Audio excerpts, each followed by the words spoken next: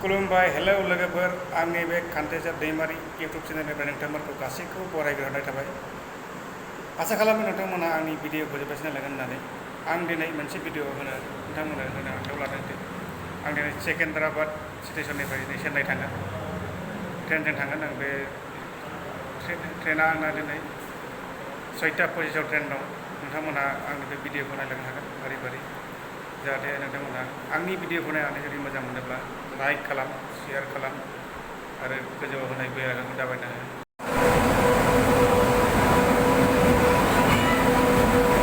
Hello लोगोफोर, दा बे सेकेन्द्राबाद स्टेसन, जों दा चेन्नाइआव थांगोन। ट्रेन फैगासिनो दङ, दा बावै जों ट्रेनाव गाखोसिगोन। ट्रेना सफैबाय होननायजोंनो बबेयाव जों ट्रेनाव गाखोसिगोन नायबाय थादों नोंथांमोनहा।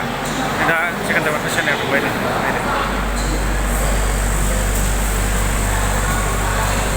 चेन्नाइ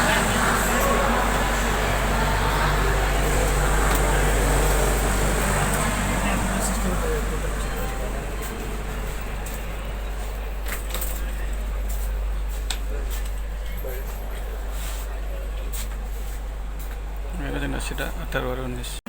हेलौ लोगोफोर, जों दा सहैथ'वाखै, थांगासिनो दं। सेकेन्द्राबाद टु चेन्नाइ ट्रेनाव दङ। मथा मथि बारा गोजान लाया, बेनिफ्राय सेकेन्द्राबाद टु चेन्नाइ 12 घन्टा।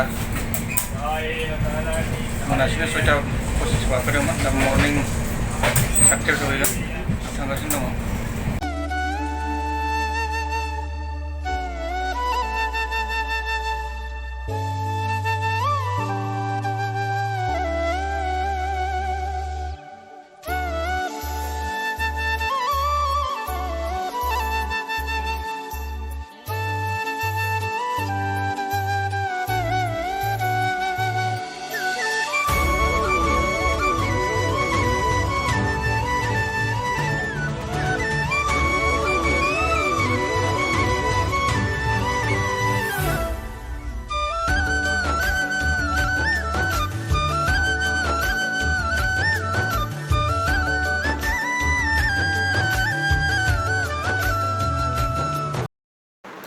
हेलौ लोगोफोर, आं दा सेकेन्द्राबादनिफ्राय चेन्नाइ मोनफैबाय।